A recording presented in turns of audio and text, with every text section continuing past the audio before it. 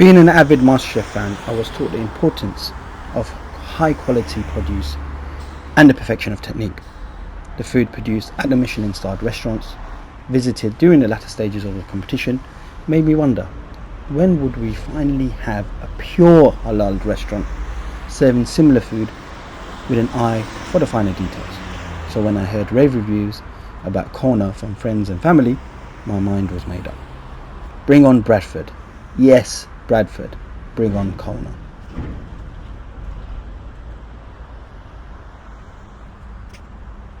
Welcome to HaloodieFoodie's Cona interview with the man himself, Army Ahmed.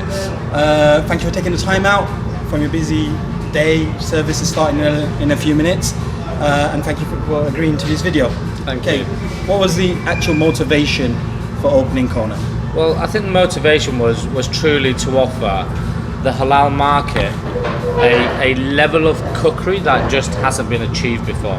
Especially now we're in our third generation here in England, and where does the halal market, the halal community go for high-end kind of world-class produce or high-end food? Probably nowhere.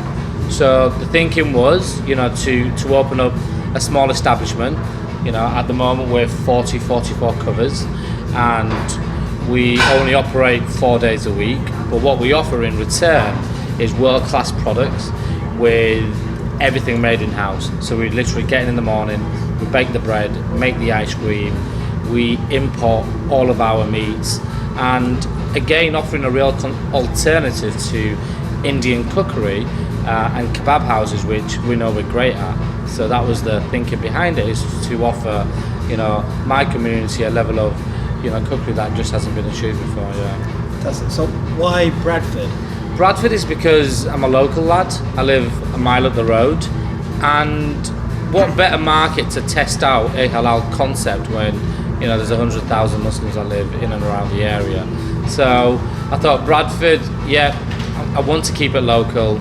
I love my city, I love the area, and I thought if it's going to be halal and it works in Bradford, I can assure you it's going to work anywhere. Absolutely. Okay, so if somebody were to visit Cona, what would you expect? What would they expect? Yeah, I mean, they'd expect, firstly, an environment which is quite minimal. I'd say quite casual, with quite precise service, and more importantly, it's truly about not only the food that we serve, but the environment that we've created in terms of customer interaction. And our menu can be seen to be quite complex, so our service staff need to literally know exactly what we're serving on the day, because everything gets printed daily in terms of menu. So they get trained everything from cooking temperatures of meat to purees, to how we make our ice creams, to how we kind of prove our breads, the different cuts of charcuterie that we have on the day, the different types of fish that we're working with. So I think what they can expect is a real high-end product and service to match. Okay, so first course is the charcuterie that I bought you out earlier, and this is the plate of charcuterie. So even though I bought out earlier, I bought you two different examples of charcuterie. It was a veal and lamb cured, but I've thrown in some extras here. There's a duck ham in there as well that we cure in-house, and it's literally, we've tried to make it as user-friendly as possible. So what we've done, we've made like a little salad from it. So you've got rocket, your various cuts of charcuterie, olives, chili, chives, and then an aged parmesan. You've got two different types of bread here, a garlic ciabatta and a sun-dried focaccia, and then a pesto as well, which we do in-house. I mean, how I normally like to eat mine as well is just literally some of the meats on the bread with the pesto and just get really messy with it. The best way to have it. Alright? Enjoy. Fantastic. I've noticed that you use the famous Da Vinci Code, Yeah. that simplicity is the ultimate sophistication. Yeah. You know, how does this reflect in the actual food that you serve? Yeah, I mean, it kind of goes with the whole ethos about the restaurant in general, because everything's very minimal here. So what we truly base our experience around is the produce of food. We're a seasonal menu. It pretty much changes weekly depending on what comes through the door.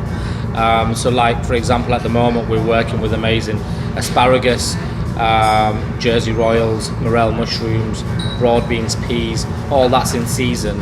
So nature ultimately dictates what we eat, and where the simplicity comes into it is the fact that we go out of our way to source the best available product at the time, and then we apply a technique and then keep it very simple. Like, my food is very simple. There's only ever 2 or 3 garnishes that go on a plate, and that's where the simplicity comes into it. And the sourcing of fine produce, you know, plays a big part, and then the environment that we've created here as well. You know, it's very minimal. The look is kind of industrial minimalism, where we use lots of concrete, woods, and kind of grey colours. So it's kind of industrial minimalism that we've kind of gone for, and the kind of food reflects that, right down from the style of plate that we use. So even when it comes to planning a dish, we choose the plate that goes with that dish, and you know, a lot of thought and effort goes into it, but we still try and restrain ourselves, you know, not to add too many elements to any particular plate of food. Yeah, so the next course is a fish course, and what we've done for you is wild lime cod turbot. So we've kind of roasted it on the bone. So sous vide first, roasted it on the bone, and then we've carved it, and then the most amazing Jersey Royals, and then you've got a couple of different textures of broccoli. You've got a broccoli which is just slightly barbecued, and then you've just got some really simple purple stem, and then we've also made a puree. So we don't like to waste anything here, so with all the offcuts and the stems, and you know, we make a quite a robust earthy puree at the bottom. Then you've got, really classically done, a really nice hand chopped tartar sauce, which just classically works with any fish. You're gonna love this. This is like a knockout dish. Yeah? Yeah. Excellent, thank you. Thank you. I've come to understand that the actual dish is always a sum total of all its parts, and I do know that you go through massive lengths to actually source your ingredients, whether it's meat or whether it's veg. Yeah. Can you expand upon that? I mean, my biggest stumbling block of opening up a high-end restaurant, firstly, the first 6 months, I mean, I did my research a good 2 years before I opened in terms of suppliers. So I got together a list of guys who look after dairy, veg, dry stores, you know, chemicals, etc., to use with the kind of modern stuff that we do here. But then the biggest stumbling block I came across was meat. I probably have truly dealt with 500 or 600 different halal butchers up and down the country. Really? Yeah, 100%. It was a case that it was driving me nuts. I'd go through the stages of wet aging, dry aging. We even got to the stage of like dealing direct with farms and truly looking into British beef. And then we were stuck on this whole British beef for a while, and it still wasn't up to a standard, because I know as Muslims we can go to Dubai, Malaysia, Singapore and have Wagyu or Kobe, but it was non-existent in England, and I was thinking we really need to be at that level where we can source Wagyu, Kobe, USDA, and I need that on my menu. So I kind of gave up on looking after or working with local farmers and halal butchers and wholesalers. So I literally just contacted these farms direct in Japan, Australia, America, and did deals direct. So now all my meat pretty much comes DHL, vac packed in 20-inch polystyrene boxes to my door. You know, I can get a delivery from Australia in 2 days. I can get a delivery from Japan in 2 days. So that was, for me, was the biggest stumbling block, because we wanted to offer, excuse me, world-class halal meat, and that's just not available in England. It's not available in the United Kingdom. We even went as far as contacting farms in Ireland, and still it wasn't up to that standard, because the main difference is what British and Irish beef give you, there's still an element of graininess. So when you eat a piece of meat, you get left with that grainy element. But what Wagyu and USDA and Kobe give you, the amount of marbling and intramuscular fat that goes through that meat, it kind of melts in your mouth, so there's no graininess. And for me, steak is all about texture, and it's how you build it up to achieve your plate of food. And talking about steaks, we leave it quite open. So on the menu, you pick a option, and then you can have it with cream spinach or triple cut chips or bone marrow jus, or if you just want it with ketchup, you can have it just with ketchup, or if you want it with foie gras, we also offer that element. And I think steaks is very personal to everybody. Everybody has a different take on it, and it's very subjective. So what we do here as a restaurant is source the best available halal meat and let the diner choose how they want to kind of build it. Right, okay, so your next course, this is the main course that we're going to do. You've got 3 different cuts of meat. I'm going to start off with, it's literally kind of at least 2 different ages of beef here. You've got an animal that's so young and tender and kind of creamy. It's milk fed, it's veal T-bone, sirloin runs on the long side, and then you've got a short fillet. Still with, if you can really zoom in, you can have a look at the white marbling that truly tells you the quality of a piece of meat that's so young but still has some intramuscular fat that runs through it. Then you've got a Wagyu marble score of 7 ribeye, okay, and then you've got USDA.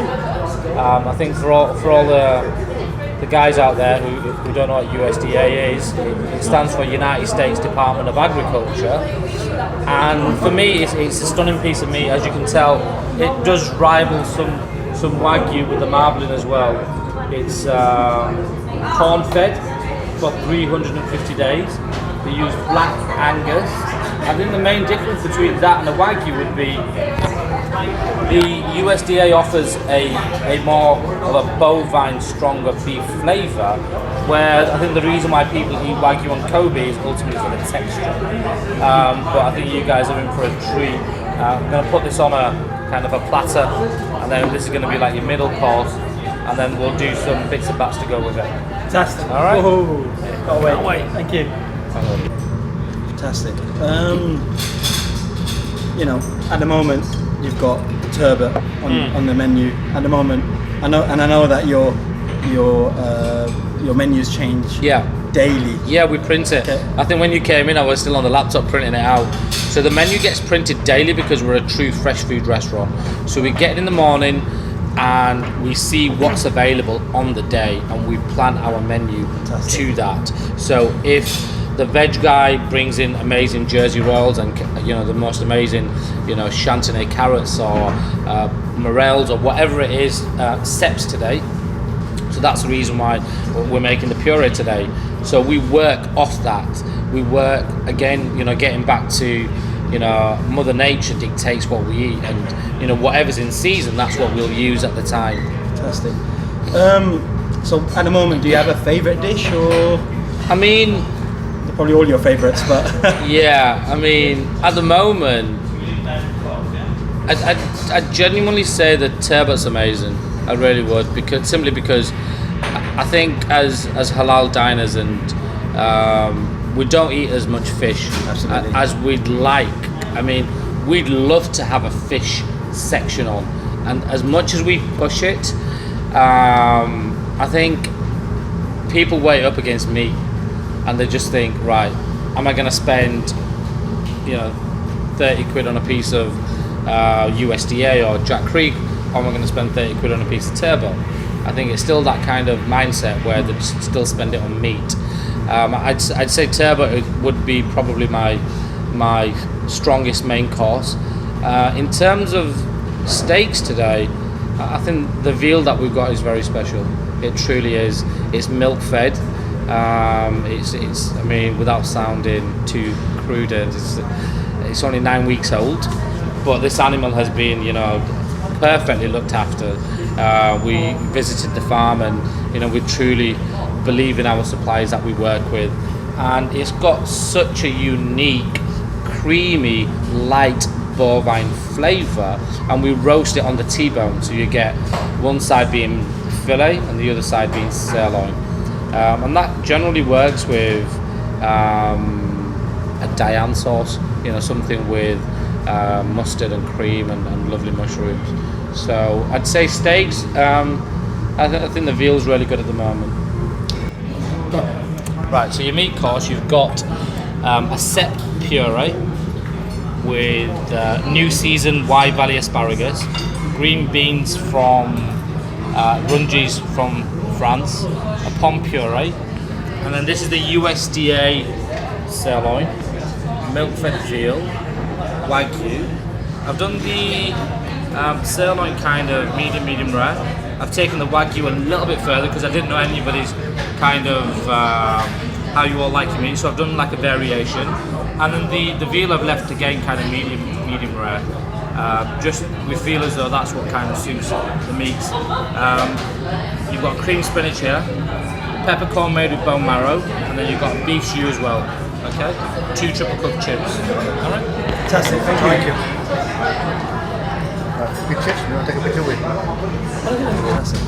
We look forward to consuming it later on today, Yeah. hopefully. I check your social media all the time. Thank you. And on Mondays and Tuesdays, you're usually out and about, and I see you going out and eating lots of fine dining restaurants. Yeah. Do you have a favourite restaurant? Or? Personally, my favourite restaurant in the country has got to be the Ledbury. I think the Ledbury over the last 12 years has given me so much inspiration in terms of where halal food could be. And you know, we're not pushing for any stars or accolades or anything like that. We just want to offer a good product with a good service and a real alternative. I'd say the Ledbury and you know, the Fat Duck as well. I'd say if I had to pick 2 restaurants in the country, the Ledbury being the first, the Fat Duck being second. And the reason why I mentioned Fat Duck is because at the time when Heston was doing his molecular gastronomy, so to speak, nobody else was doing it. And it's a real journey of food. It's a play on senses. And, you know, it's a real kind of theatre in terms of a dining experience. There's a particular dish on his menu called the Sound of the Sea, where you sit there and you eat a mixture of fish whilst listening to an iPod and with sea waves bashing. So it kind of like transports you to the sea, and I think what Heston's done for England and cookery in general is amazing. And I think locally to me, I'd say Longclume. So they'd probably be my 3 favourite restaurants. Fantastic. I remember when I came for a Sunday roast, I had that peanut butter parfait. Yeah. Okay, and it was a play on peanut butter and jelly. You know what we used to have as kids, as children.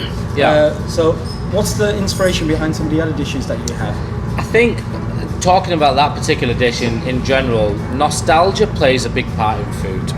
Now that can be anything from growing up and having a peanut butter jelly, or growing up as a kid and going to the seaside and having fish and chips, or having your first memories of a burger, or even having your first memories of, you know, ice cream. So we kind of play on that kind of nostalgia element.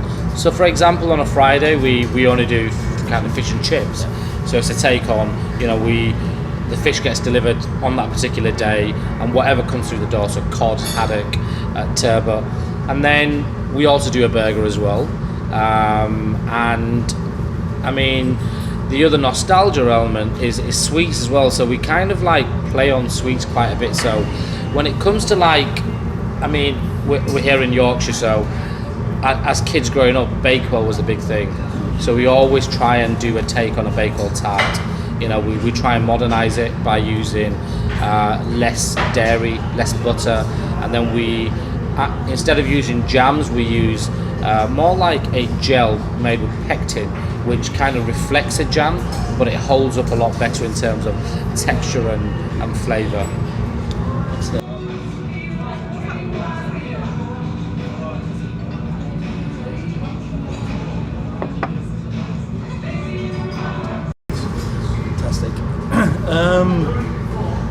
The halal food scene is changing. Yeah. Okay, slowly but surely. Yeah. Where do you see yourself in a few years' time? 2, 3, 4 years' time? My God, I'd still like to see myself cooking high-end food, still offering a product that's unique, a product that's world-class, providing a great level of service. I mean, I don't know. In 5 years, I think we're still a very young business here. I'd love to kind of see more of this standard of restaurants open up. I think that's what I truly would like to see. Like competition gets everybody. I think, in terms of, I think the competition would be healthy, but I think even from a domestic and home point of view, our butchers would then up their game. If we had 20, 30 of this standard of restaurant throughout the country, there'd be a demand for high-end food, there'd be a demand for natural, organic produce, there'd be a demand for seasonal produce, and then getting back to the meats, our butchers would then think, there's a demand out here, so let's kind of try and source the best available meats. Let's not just always think about 3 chickens for a tenner kind of situation. Ramzan offers at the moment. Ramzan offers, which we all appreciate, and that does still have, a strong place in the market. Mm-hmm. But what I'd love to see is going to my local butcher and getting milk-fed lamb or salt marsh lamb and beef with true marbling, mm-hmm. And 4 or 5 different variations of different cuts, which is all natural and it's all graded, not just flat red meat which is topside, which they kind of, that's a conversation on its own. Absolutely. Speaking to other halal bloggers, okay, especially around the London-based ones, Halal Girl About Town, and some others, they're really interested whether you can open up another branch, especially maybe something in the capital. I mean, we've had, believe it or not, we've had approaches from investment bankers. In fact, we've had 3 approaches now from investment bankers to open up a restaurant in London. I mean, at one stage we were quite close of opening. However, the stumbling blocks there was 2 main stumbling blocks. The first one was the first investment banker wanting to kind of have a full bar with alcohol, which we decided against. We're interested in the complete halal package. Yeah, we are, and that's what we're interested in. When I initially wanted to open a halal restaurant, it had to be halal. That means no alcohol, that means no pork, that means offering a full halal product throughout consistently, throughout my restaurant. So that's the reason why we don't serve alcohol. That's the reason why there's no pork on the menu. And I think the second stumbling block was in terms of approaches from investment in third-party investment groups, is the fact that the pressure's on, the fact that we have to ultimately deliver a number, and then it's kind of a numbers game where today I can come into my restaurant every day, everything's paid for by myself. I kind of dictate the food, the opening hours, the service, how we how we need to kind of be for the day, where there's no pressure. So I think if we were to move in London, which I'd love, it has to be right by us, it has to be natural, it has to be organic, and it has to be maybe fully supported by ourselves. I think if the restaurant could support a move, or we find a partner that shares the same passion, and it is truly about changing the taste of the halal market and creating a market that just doesn't exist at the moment.